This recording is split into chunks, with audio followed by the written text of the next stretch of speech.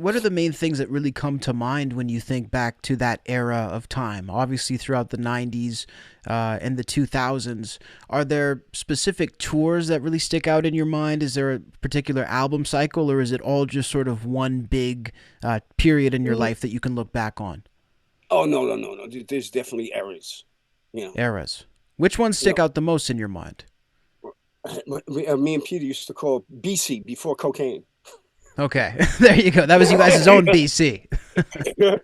But my the most fun was the Bloody Kisses, run, and Okay, that was the initial run where I mean, you're out there, you're playing small clubs, 50 people a night, you got nothing to lose, and just having a blast with your friends, and that was the most fun time. We're young, healthy, drinking beer, having fun, and it just started escalating. We got the Mötley Crüe tour. Then that was the whole Bloody Kisses era was my favorite era. That was the time where we were innocent and at the beginning of our career and just having fun with it.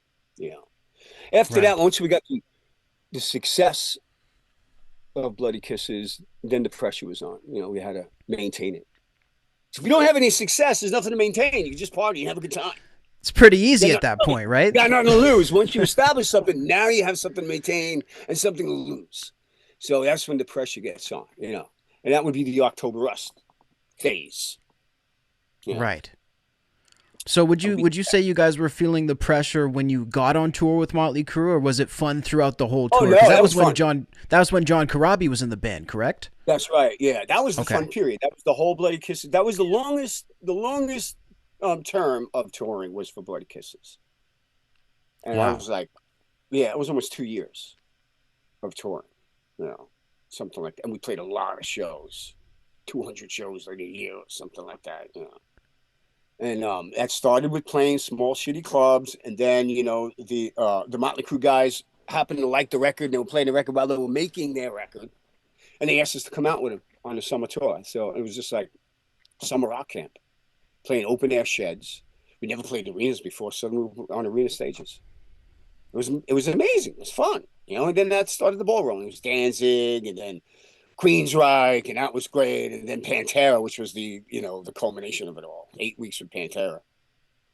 It must have aged Yeah. like 10 years in 8 weeks. In 8 weeks. And was there a bit very communal feeling behind the scenes on these tours? Did you guys spend a lot Oh of your yeah, time with the guys? Yeah. absolutely, absolutely, absolutely. Especially with the Pantera guys, we partied every. I mean, you had to party with them. You had no choice. You were dragged out of your room if you didn't, which was was all right with me too. So Right. yeah, always a very communal, always a very. It was a great experience across the board. Everyone treated us great. Is it true that Pantera would, and maybe not on the tour you were on, but they would breathalyze people to make sure they were actually drunk enough rather than making sure they weren't drinking Oh, too I remember much? when Dime had the breathalyzer. He was running around with that. Yeah, camera and a breathalyzer. He had a lot of phases. There was always some new gimmick he was into. That is hilarious. So who was the king party band then? Was it Motley Crue or Pantera that could give you guys a run for your Pantera money was the most? they were the king party band, and then we were probably second right after them. Yeah, Wow. they were the king party band. They were the biggest parties. I mean, a lot of the bands we partied with, a lot of the bands we toured with before, like Motley Crue, they were sober when we toured with them. They had already done their, cocaine, alcohol, insanity run, and they were sober. We weren't up to that yet. We were just starting. So, and then Danzig was kind of calm. He was never like a big party dude. There wasn't a lot of that on his tour. And then the Queensryche guys too. They were sober. Right. So we were kind of touring with these older bands, that had been around the block a number of times, and their livers had already failed, and they were trying to get healthy. They were in And line then, for yeah, a then we were transplant. with Pantera, and then we hit the road with Pantera, and it was just an explosion of insanity.